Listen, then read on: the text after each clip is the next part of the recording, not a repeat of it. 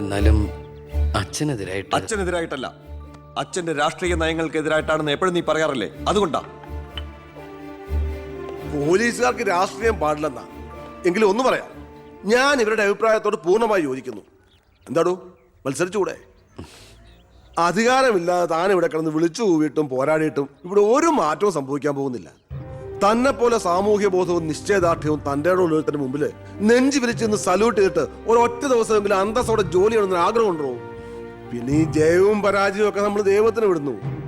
1000 വോട്ടേ തനിക്ക് കിട്ടിയുള്ളൂവെങ്കിലും ആ 1000 പേരും തൻ്റെ ഒപ്പമാ, തൻ്റെ നേതൃത്വം അംഗീകരിച്ചവരാ.